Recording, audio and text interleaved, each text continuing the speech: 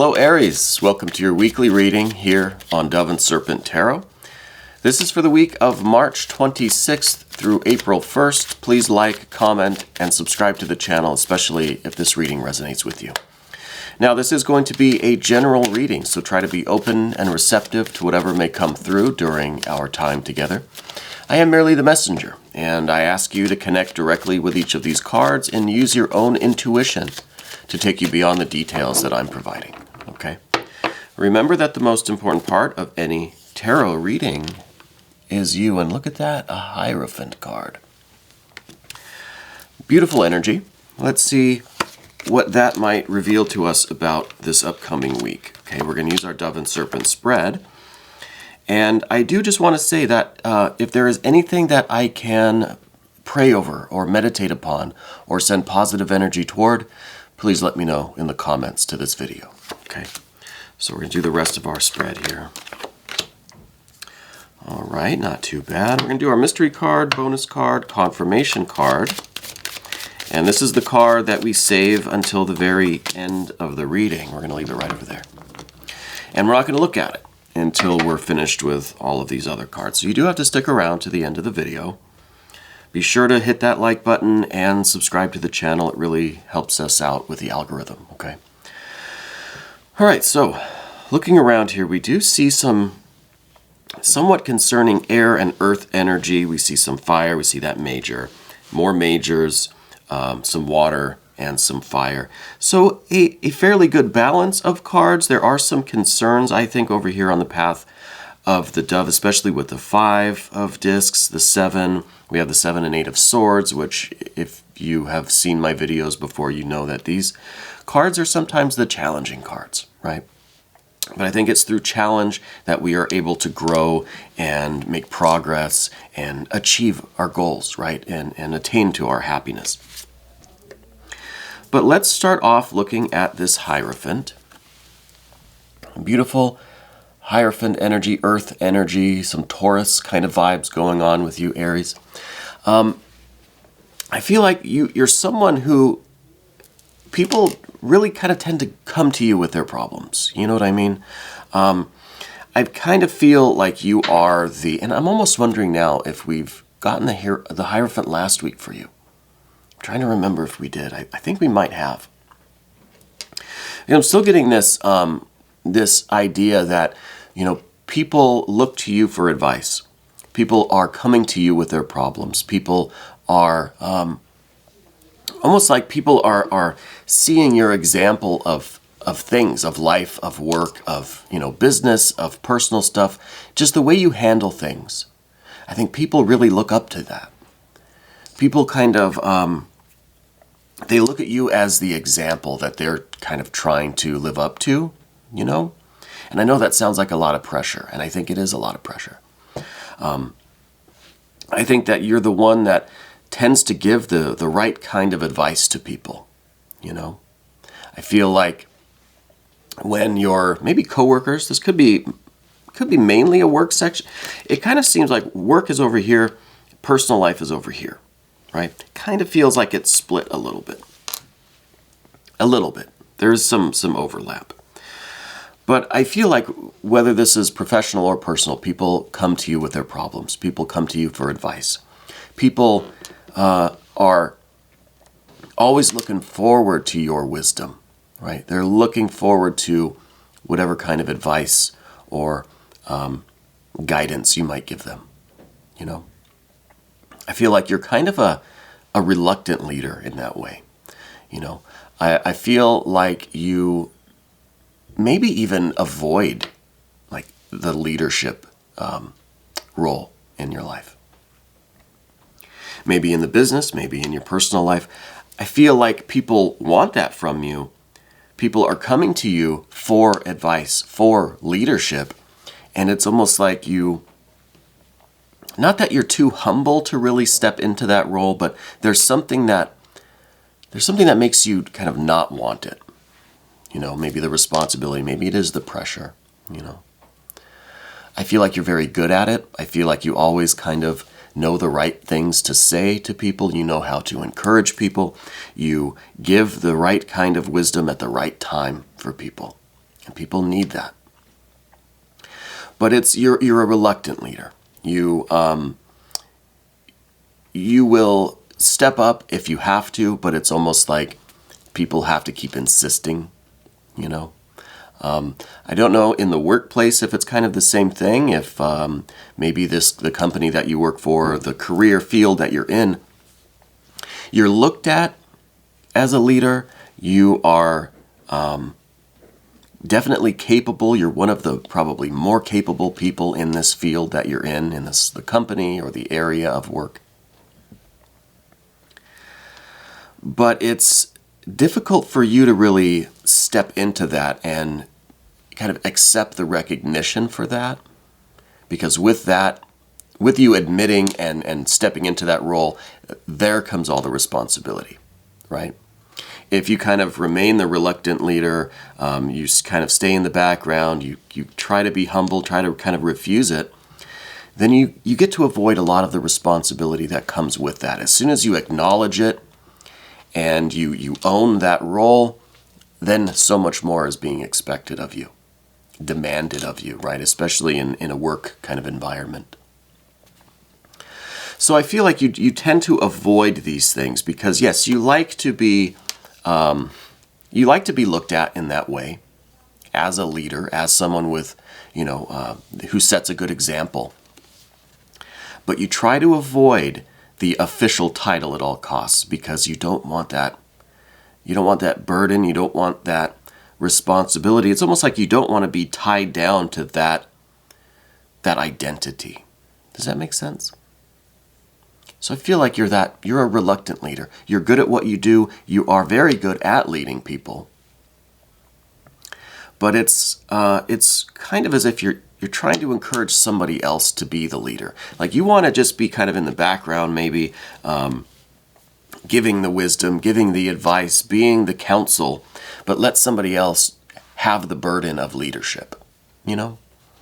And I feel like that's going on in the workplace, but I feel like that's going on kind of in your personal life as well.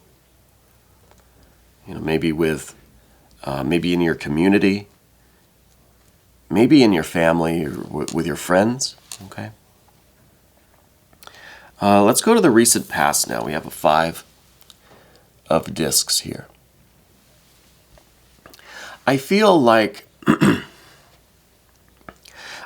this is a rearranging of something. You know, I always feel like you've either like rearranged your home, your house. You've rearranged maybe your schedule or just the configuration of your life. It seems like things have changed. Like it's not that you've really gotten rid of anything, but things have shifted. You've kind of restructured things. Okay, maybe your schedule changed at work. Maybe now that we're moving into spring here in the Northern Hemisphere, some of your kind of domestic activities, school activities, or, daily things have changed. The schedule has changed. I feel like you've had to shift some things around, maybe time. Maybe you've had to shift time around. I feel like there's a physical shift as well. Like I feel like you've maybe just rearranged the furniture or rearranged who gets which bedroom or something like that, or just where you put your clothes. Something's been shifted around. Maybe this is part of a spring cleaning kind of vibe going on. We're at that time of year. I feel like it's kind of a nervous energy with you right now, though. I feel like you're making these rearrangements, but you're not satisfied with it, and you keep doing it. You're rearranging things again. We're going to go to that kind of energy with this 8 of Swords, okay? So it's kind of as if this goes with that leadership thing, because I think there's something in your life that is giving you direction. Excuse me, I still have a chest cold here. Someone or something in life is trying to arrange things one way, and it's almost like you're coming in and now rearranging them your way, right? So there's this kind of struggle between who's really calling the shots here, you know? Because I feel like you really don't like anyone telling you what to do, you know?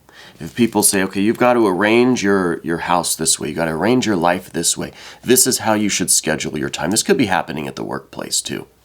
Someone comes in and says, you know, look, from 9 to 10, you've got to do phone calls. From 10 to 11, it's this or whatever, you know. Trying to structure your day, micromanage, hour by hour, schedule you. I don't think you like to be scheduled. So I feel like there's some anxiety here, or there's some conflict here going back and forth with someone trying to basically tell you what to do. And you kind of pushing back and saying, I want to do things my way. And then it's almost like, well, okay, if you want to make the decisions, you kind of have to accept this role. You have to own this leadership. We were talking about leadership, right? So I kind of feel like there's this, you're kind of stuck in the middle of this, almost feels like a power struggle, but it's a little bit more subtle than that. You know what I mean? I feel like you don't want to be the one to make the decisions, but that at the same time, you don't want someone else to make decisions for you. You know? And you kind of just want to be left alone, it feels like. You know, which is difficult to do if this is in a work environment or if this is in your home environment. There is kind of not the option to do that, right? So I see with the Eight of Swords here that we're kind of struggling with how to really be satisfied, how to, you know, be autonomous, make our own decisions, schedule our own lives, structure our own time and space, but also allow everyone else to do the same thing. And it seems like that's a difficult task, especially in, let's say, a work environment. I got the Seven of Discs in the current environment. This is some disorganization, you know. This is the idea that everybody is trying to do their own work, stay on their own schedule, structure their time and their space their own way. And that's creating some kind of a disharmony, you know. Everybody is trying to be so isolated that there's kind of a lack of cooperation going on here, you know. Kind of a lack of cooperation. And I feel like that's why this kind of leadership thing is a factor, because people want some direction from you. They want to know, what the heck should we do? This could be in your family, it could be in your group of friends. It feels like a work thing, at least over here on this side. It feels like you're being expected to make the decisions, but really you just want to be by yourself doing your own thing too, just like everybody else. So how do we all get to do our own thing, schedule and rearrange our own time and space, and still have this kind of cooperation? There needs to be someone that kind of, or something maybe, that comes forward to direct everything, you know, to make sure, yes, everybody can be individuals, but there's still this sense of cooperation. We do see some hints of cooperation on the path of the Serpent with the Six of Cups over here. So I feel like that cooperation is going to be established. But really what I think it's going to call for is this Three of Wands. It's kind of, this is you really kind of stepping up. You know, this is you being the reluctant leader, you know, being just kind of biting the bullet and saying, fine, if I'm the best candidate, right? Maybe you don't think you are, but if the consensus is that you should be the one in this role, then I think it's kind of incumbent upon you to accept, right?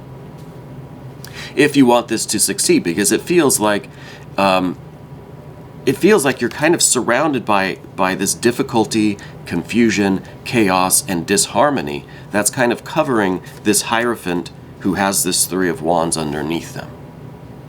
So the ability is there, but you're just, by kind of refusing the role, you're being covered by all of this negative energy.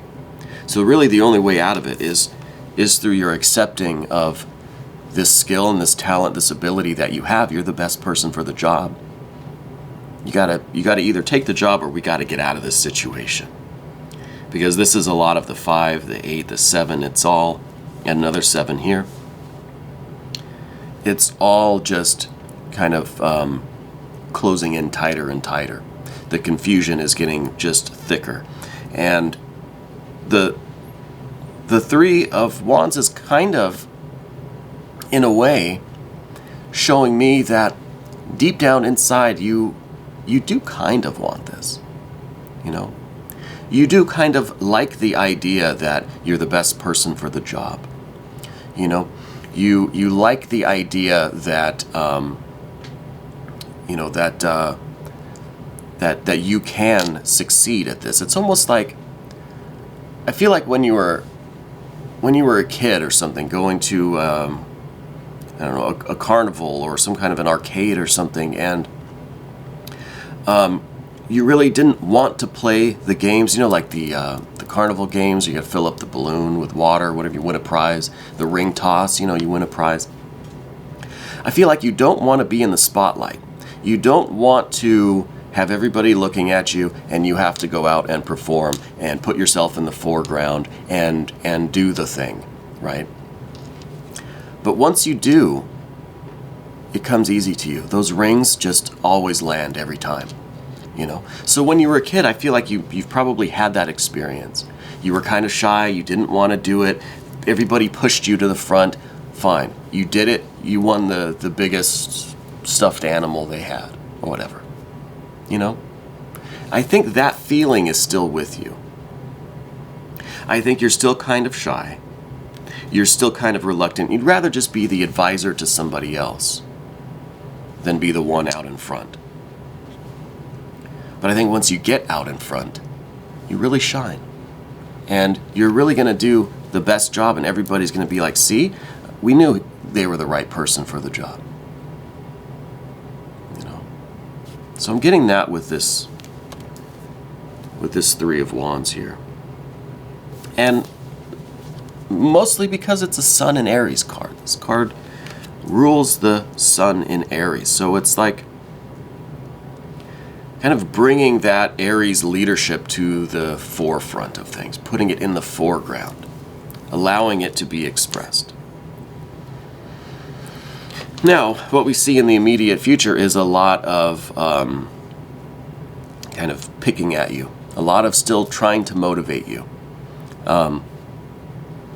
And this is all this is the expected kind of future that you've had, I think. And this is why, if we're looking at the overhead camera, we see all of this kind of negative energy covering really the only good things here, the Hierophant and the Three of Wands. Everything else is kind of darkening this energy, including this Seven of Swords, which is the part of you that's expecting everybody to keep bugging you, but you're going to keep refusing. It doesn't matter how persistent people are, you're not going to do it. You know? I think perhaps you will be, perhaps through this Three of Wands, perhaps this memory. I do feel like when you were younger, you did win something like that, but you were kind of shy to do it, but once you did, you excelled and you won, you know, the big prize. So I think it's through that feeling that maybe people can convince you, or you can convince yourself to go ahead and do this. Now, what is it that you're doing? I don't know. It feels like a work thing. It feels like they're trying to get you to run the department or be the lead in some kind of project or some kind of work that you're doing. Okay? It doesn't feel so much like a personal, private, domestic thing, although it could be. Maybe the path of the Serpent will give us a little bit more detail.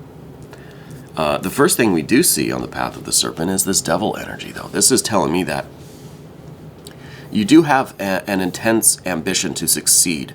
You would prefer to do it kind of alone, solo climb up the mountain, right? But there is sometimes the recognition, the acceptance of the fact that we need other people, right? If you want to succeed, it feels like we have to all succeed as a group, as a department, as a company. And that's why in the environment we have this Six of Cups. This is the Sun card again, right? Represents the Sun, this time in Scorpio. I feel like once that cooperation gets established, once your kind of leadership role starts to form, you start to ease into it, I think you're going to find that it's a rather pleasant experience, you know, especially when you start getting this sensation of, okay, I was kind of shy, kind of reluctant. Now that I'm here and I'm doing it, it's coming really easy to me. Remember, those rings are just landing every time. You keep winning the biggest prize they have. So it's just a matter of easing into the role. But once you're there, that's the difficult part, is getting into that mode. But once you're there, it comes easy to you.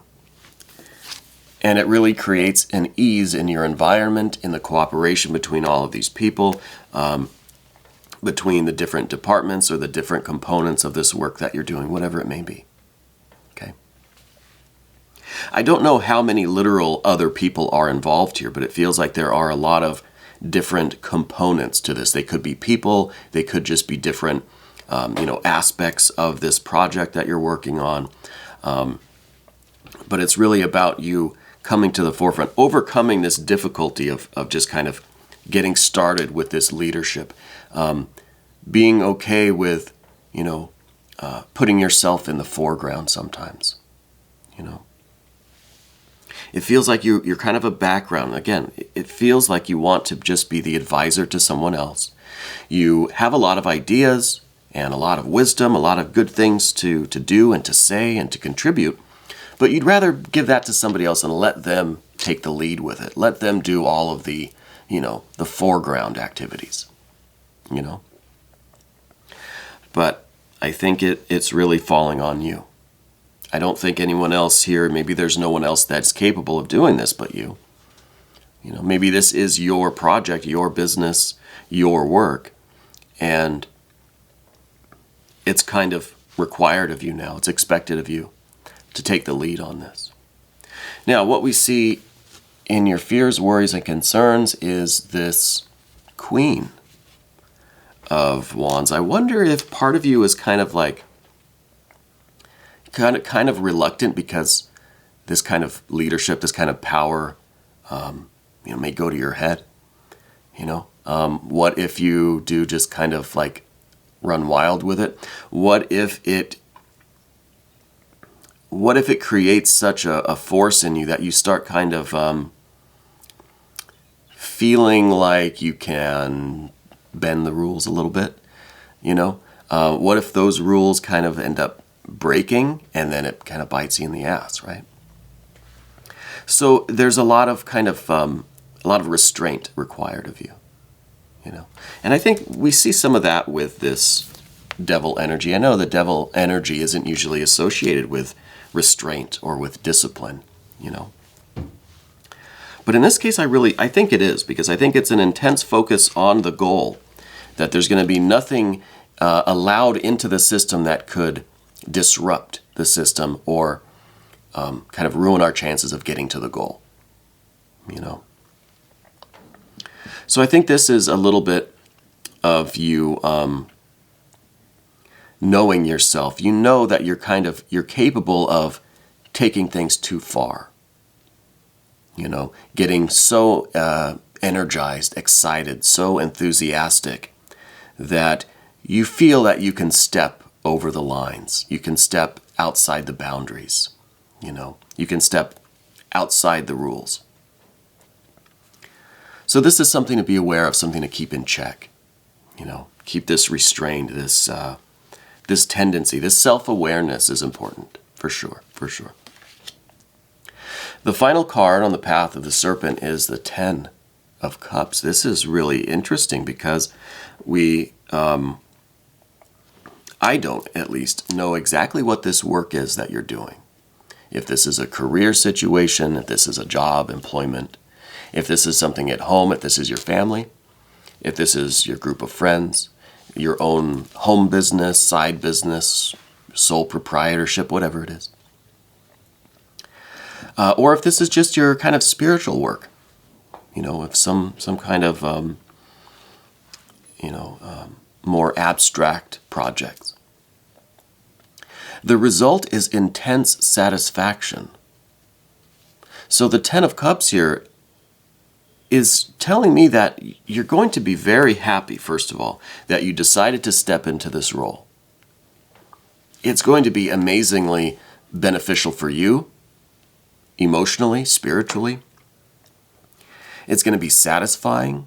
It's going to maybe give you this feeling of not empowerment, but this feeling of fulfillment.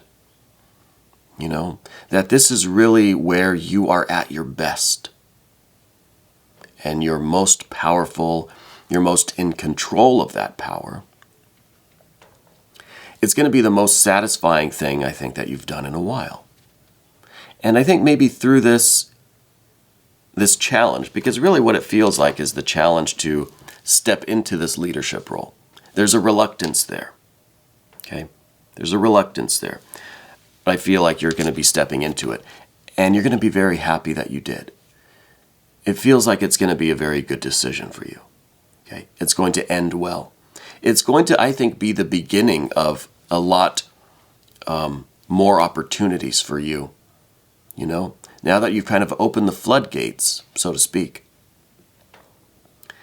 This energy is going to be flowing in more directions. You're going to see more opportunities to step in and be the leader and take charge, take control, and create the kind of success, the kind of life, the kind of results that you're looking for.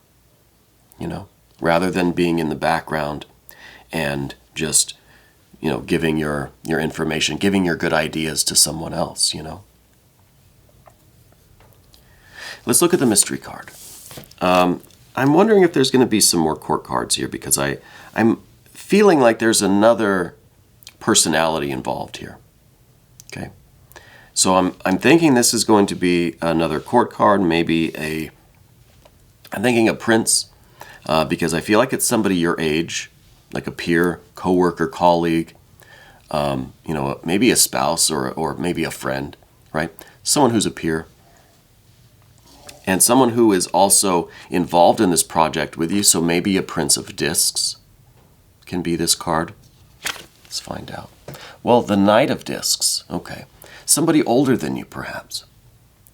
So I think there is another personality here, and I think it's somebody who is, it almost feels now like they're trying to pass the torch on to you.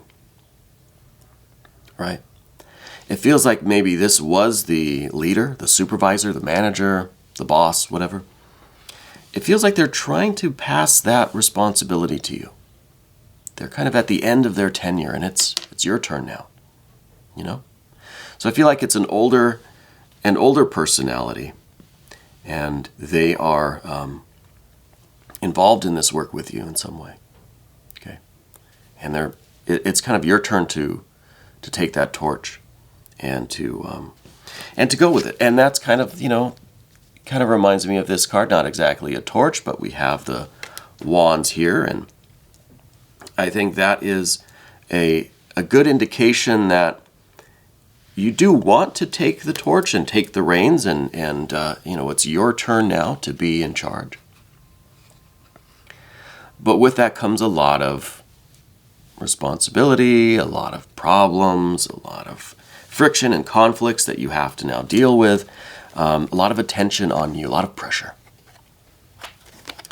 But I almost feel like it's kind of an offer that you can't really refuse, you know? But I feel like you're going to be happy that you accepted it. Because of that 10 of Cups, it's really going to be fulfilling. And I think, again, it's going to create new opportunities for you to just expand yourself, expand your being, expand your reach and your control over your environment, over your life, over your destiny. I think it's going to be really good for you. I do. Anyway, Aries, we're going to take a look in the extended. If you want to stick around, please click on the link that's right up here in the corner. Don't forget to hit the like button and subscribe to the channel. This was your weekly reading, March 26th through April 1st on Dove and Serpent Tarot.